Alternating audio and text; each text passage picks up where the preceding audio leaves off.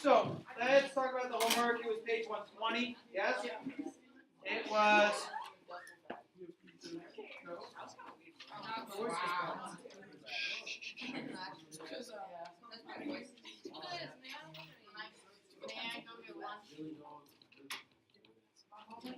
All right. So this talks about a car is from Aurora, drives towards Aurora from Rifle, so somewhere up in the mountains. After 10 minutes, they're still 180 miles away. After 20 minutes, still 160 miles away, so on and so forth. So let's go through and find the XY axis and line of best fit. Time after leaving Rifle. And miles too. All right, so maybe go 0, 10, 20, 30, 40, 50, 60, and 70. Yeah, cool. And then here it's, we're going to count by 20s.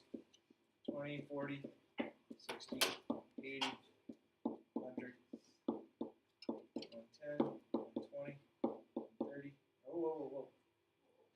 That should be 120. Sorry. 20, 40, 60, 180. All right. I think I have that right. So let's plot some points. 10, 180. Oops, wrong spot. 10, 180 is up here. 20, 160. 30, 130. 40, 120. 50 and 90. 60 and 80. And 70 and 60. So it appears that it's going to form a line of best fit. Again, if you use your information, something like that, is your line of best fit. Is it the most perfect science in the world? No. I hope. Gosh. Not for 7 pieces of data. All right, so line of best fit, you should probably pick 2 points that are far enough apart from each other to start finding your line of best fit. Obviously, you want those 2 points to be relatively close to your line that you established. And so this point right here is the point 20, 160, and this point right here is the point 60, 80. Okay? You might have chosen 2 other points. Basically, the rule on picking points is don't pick 2 points next to each other. Pick them a little bit more spread out. First thing, let's find the slope. So the slope is going to be, let's see, 160 minus 80. That's 80, right? Did I do that right? And then 20 minus 60. So that's, what, negative 40? So slope is 8 over, is it negative 2? Is that okay? As far as the 2 points I picked. Okay? All right, so then I can say, let's put this into a line of best fit. Seth, where are you going? You just left. Oh, come back in. What? Come on. Where was I? I don't know. I don't remember We're doing this. class. I don't We're recall. doing class. I was opening the door. All right, so y minus 20, or y minus 160 equals negative 2, x minus 20.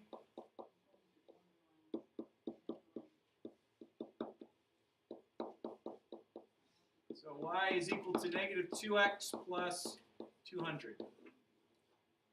Okay? So let's talk about a few things. What does the slope mean in the context of this problem? For every 2 miles I travel towards Aurora from Rifle, it takes 1 minute of time. So if you do the calculation, you're doing 120 miles an hour. That's sweet. Yeah, Rifle, Colorado. Yeah. It's on the other side of the Vail. What does the y-intercept mean? So 0, 200. What does that mean in the context of the problem? How many miles? Yeah, it's 200 miles that I got to travel between the two locations.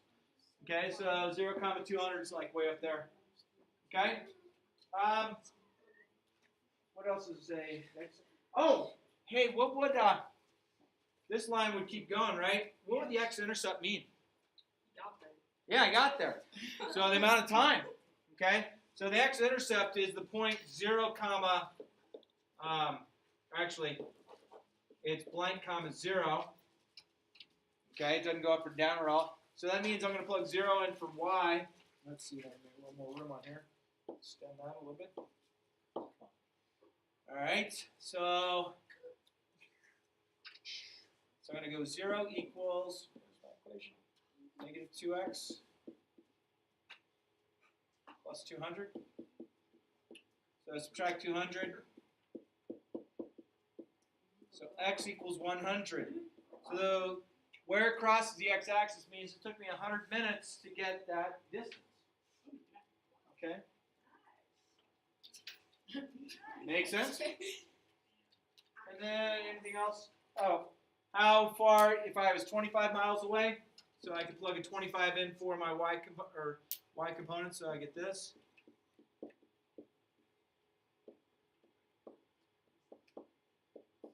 Divide each side by 2, so let's see, negative 2, so that'd be 87.5 minutes.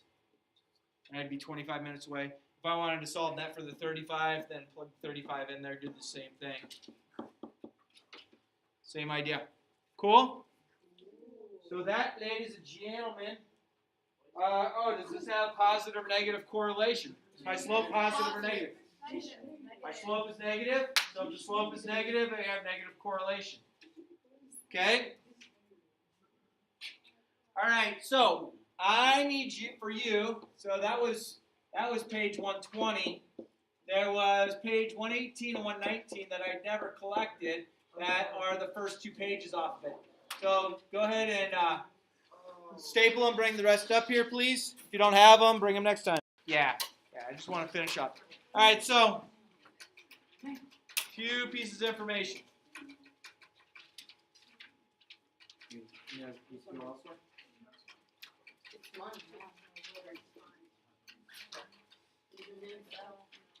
need to go elsewhere. Yes, sir. All right, so when we're using our graphing calculators, we have R values, okay? And an R value is something that tells you, is the calculator confident that this is the line that matches up with this data very well? If you only had 2 points, point here and a point here, there's exactly one line that goes through those 2 points. So if you have something like that, you're going to have an R value that's either a positive 1 or it's going to be negative 1. It doesn't mean it's really unbelievable information. It just means that, hey, it's the line that works. Okay? So this kind of thing, if we'd have a positive 1.0, that means, hey, our stuff fell into a straight line. Okay? But over here, this might tell us we have an R value of negative 1.0. Okay? And then if we had strong correlation, this might be a positive 0.9.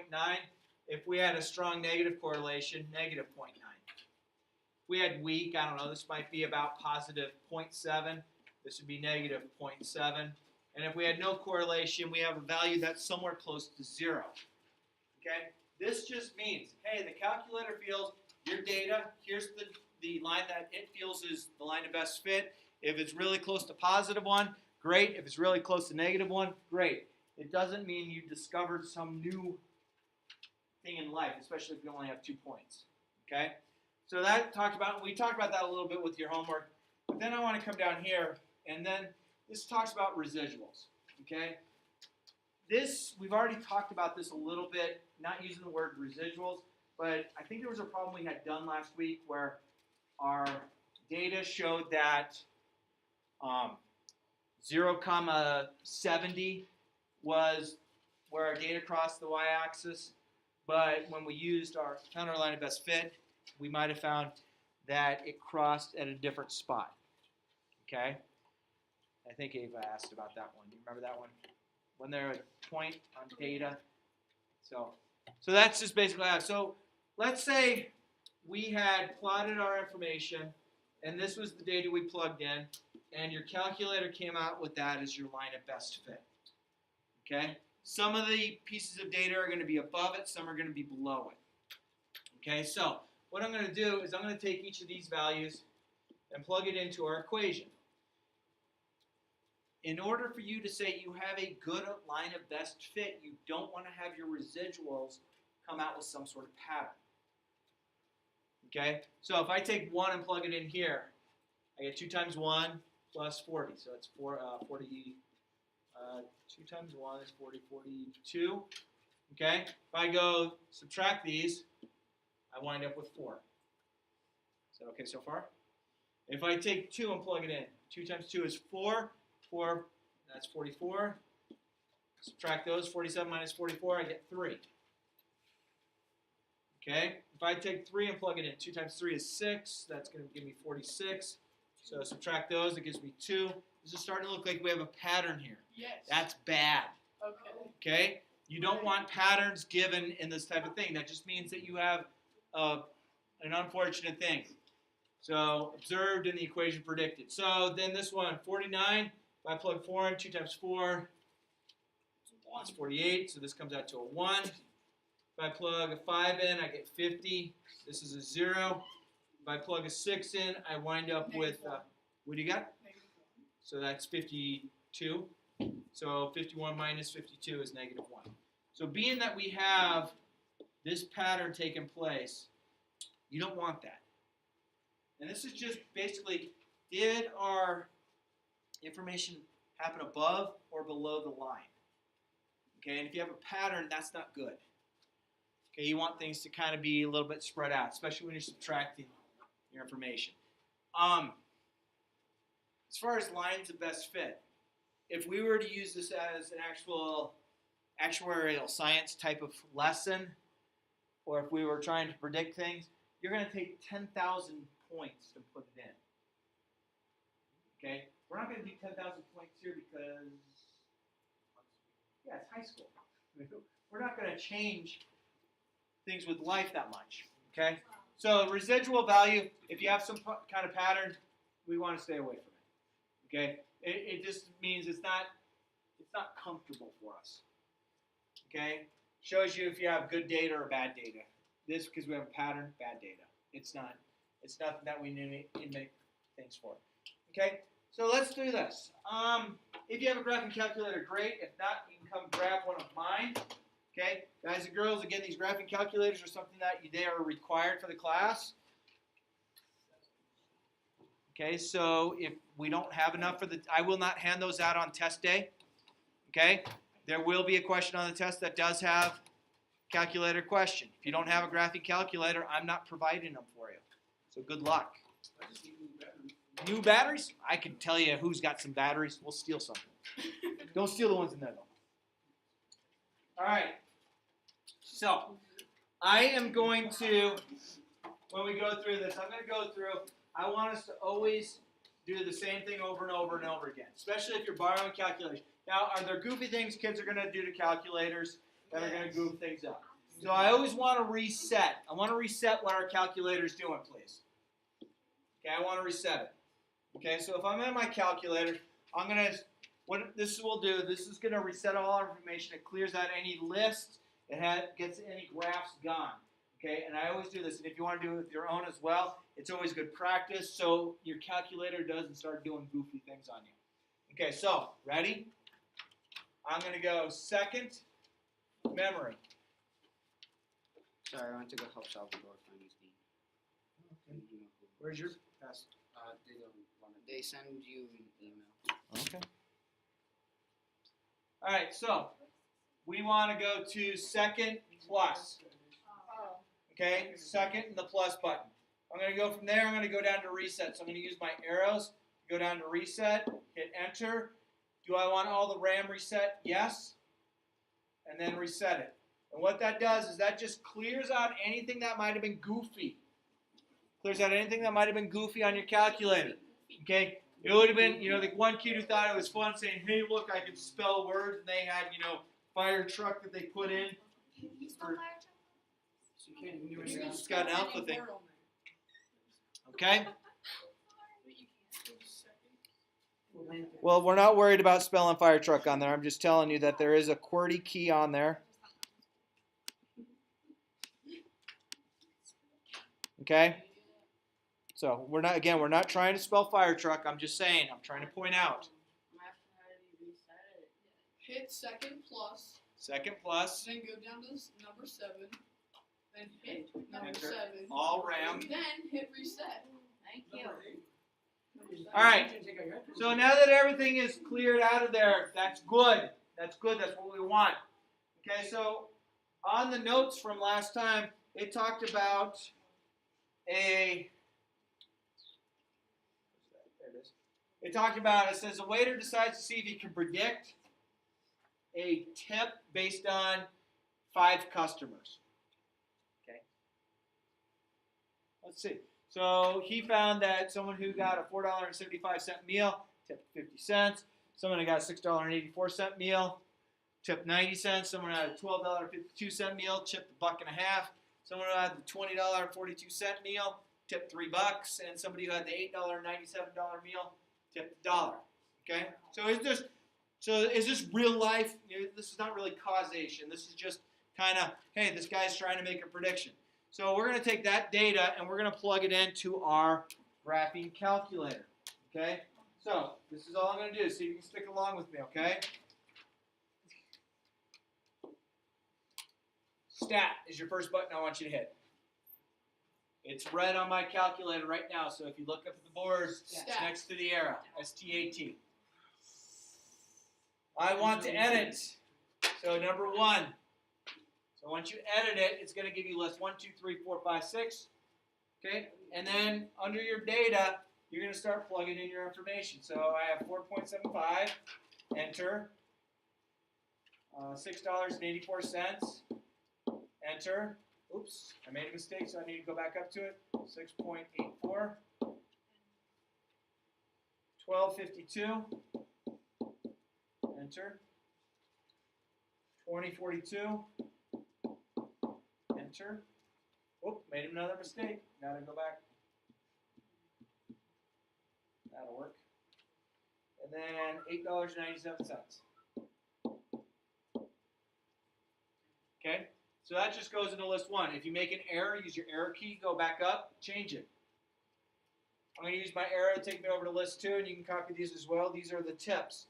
So 0.50, the calculator will list it as 0.5, okay, because it's okay that it doesn't list it out. And then 0.90, if I type in 0.90,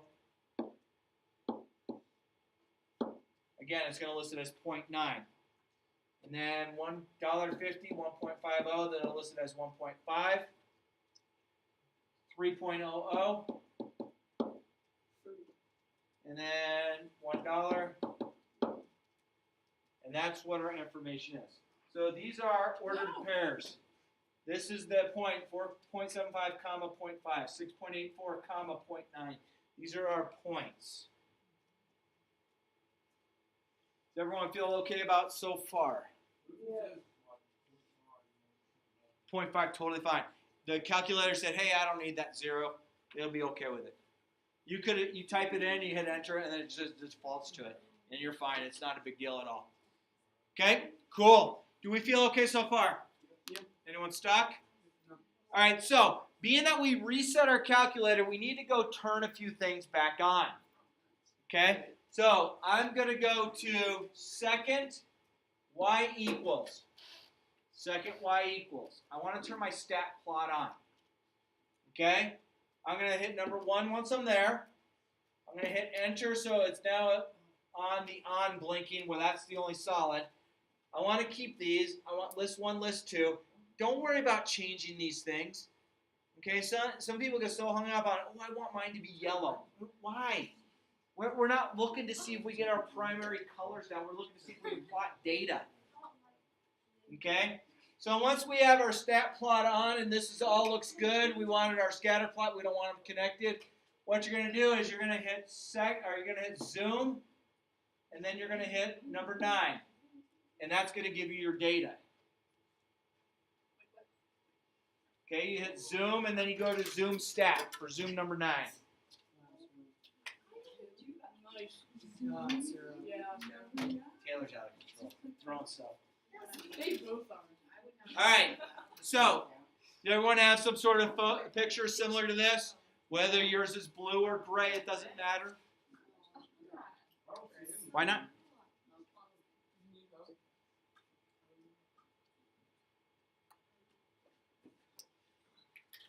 You don't have all your data. Seth, you need help. No, he's fine. He'll figure it out. Okay, Seth, your data looks like this. Ready? Seth, ready? Stat, edit. That's the data. Oh, I messed up. Well, go change it then. Yep. You hit the dots. Seth, good? Almost? 20 seconds?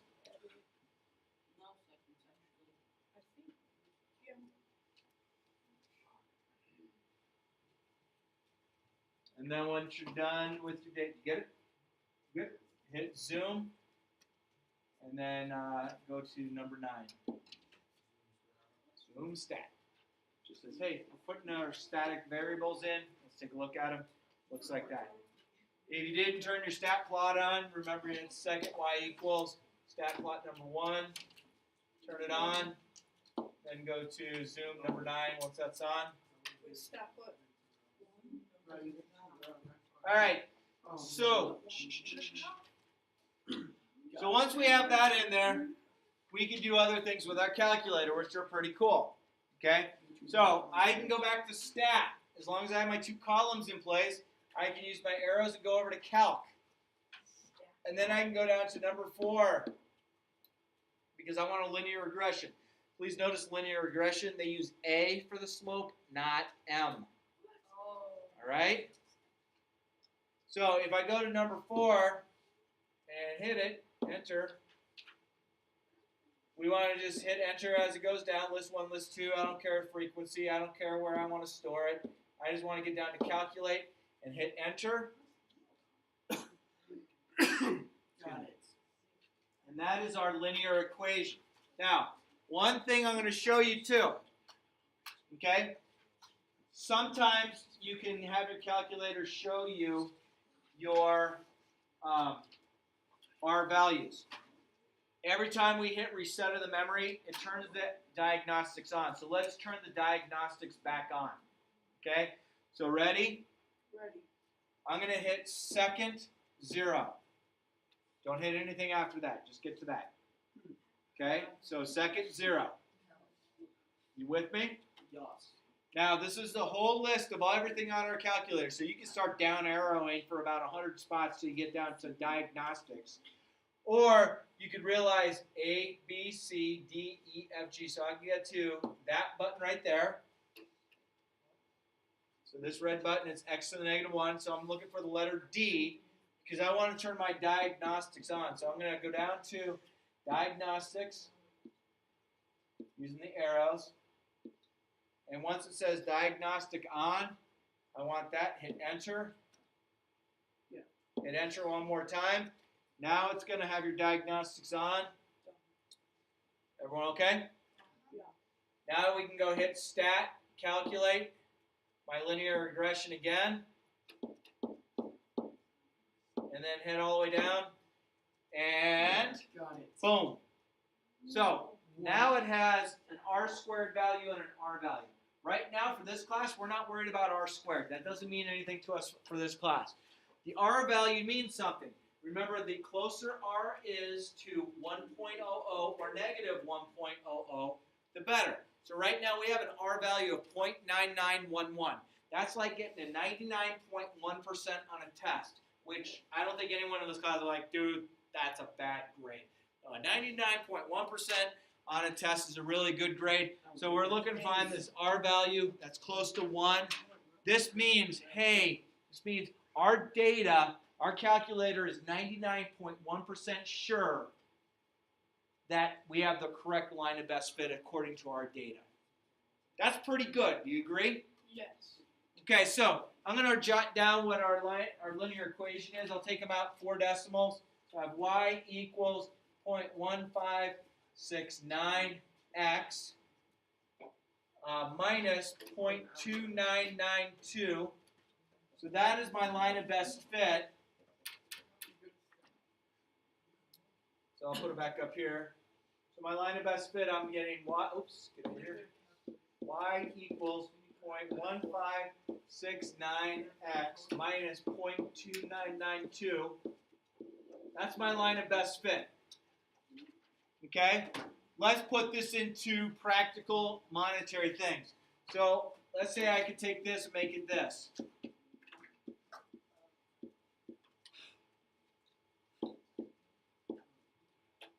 Okay? Why did I change it to 2 decimals? Why did I change it to 2 decimals? Yeah. It's easier, but 2 decimals as far as money is like pennies, right? 4 decimals as far as money goes, I don't know what that is.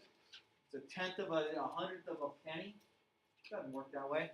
So I just made it this way. So what does the slope mean in the context of this problem? This means I should expect to get 16 cents more for every $1 extra the person paid for their meal, for a tip. I should expect to get 16 cents more for every $1 extra the meal cost. Okay?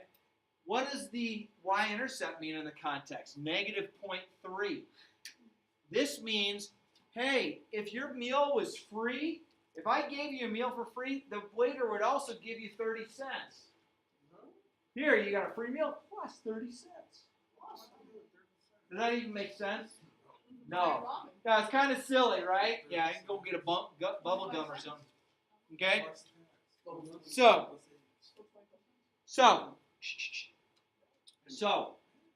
sometimes the y-intercept doesn't mean anything as far as the context of the problem, because, of course, if you walked into a restaurant and they said, hey, you're the 20th person to come in today, you get a free meal and 30 cents. That's kind of silly. Okay? Identify and interpret the correlation coefficient. Our correlation coefficient here was 0.99. That's real good. And then it says, hey, approximate if the meal costs $10. So if the meal costs 10, if I plug 10 in there, I'm going to get this. 1.60 minus 0.3. So if I got a meal that costs $10, this waiter should expect to get $1.30 for a tip. As far as this goes, as far as the context. Okay? We all right? Life happy? People happy? No one understands. Wait for you.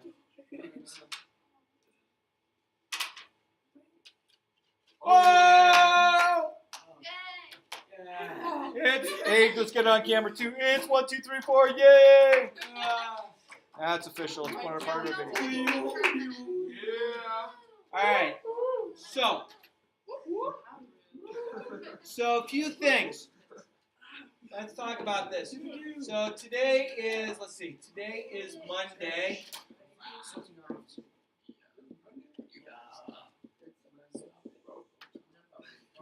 All right.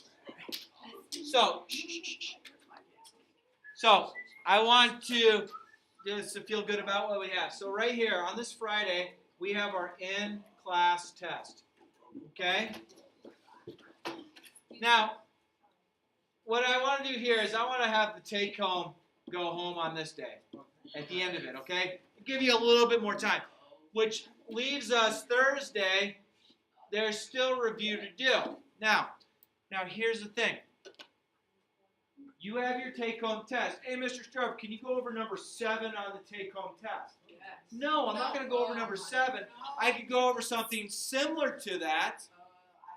But it's So I could try to do similar types of problems. But if you wrote down all the work on a similar problem, said, here it is, unfortunately you get it incorrect. Okay? So let's talk about today. So we have a couple of these that we're going to do. Okay, this is a Schoology assignment that'll be online for home. It's extra credit. If you do it, it will influence your grade. If you don't do it, your grade stays as is. But let's take a look at what this might look like. Let's see. Under here. Let's go under Schoology, go under my course. Oh, got it. Let's go back here. Let's go here. Then let's go here. It's going to ask me if I want to trash that. Yes. I go to courses. Go to my Algebra 1 course. Here it comes. Then head down to the bottom. Notice it says WLF, extra credit. Still with me on this? So if I go here, I click this, and I say, all right, I want to see the question. It's a bathtub question. Yes. So that's why we have the picture of the bathtub. It looks awesome. I hope you don't. It says a bathtub in your home has a drain that leaks. So you try and put the plug in it, and it doesn't hold water. Still with me in this adventure? Yes, we are. All right. So when you fill your bathtub with 30 gallons of water, you notice after 5 minutes you only have 20 gallons. So this is a strange bathtub that has some markings as far as gallons go. But let's just go with it, just to pretend. So the drain is leaking at 2 gallons every minute, which represents the slope. So I'm already telling you the slope. It's 2. Okay? The slope is 2. If you created a linear equation of this event, then what would the y-intercept represent in the context of this problem? And then B, what would the x-intercept represent in the context of this problem? Please explain thoroughly. Okay? Please either type in your response, or if you do this at home on your home computer, if you hit record, you can record a video or audio clip about you describing what's going on. This is my dog. Yeah. The ducks. Okay. So here's the whole spiel. This is worth 3 extra credit points on a test or a quiz. Okay. Put it this way. This would probably be worth about 5 homework assignments. And as far as if you wanted to say what kind of weight would it have. I mean, so in my opinion, it would be worth it to do. All right, so if you try this problem, you can earn 1 bonus point. If you answer both questions appropriately, you can earn up to 3 bonus points that go directly into a test category. So it's free points. It can have a real nice positive on there.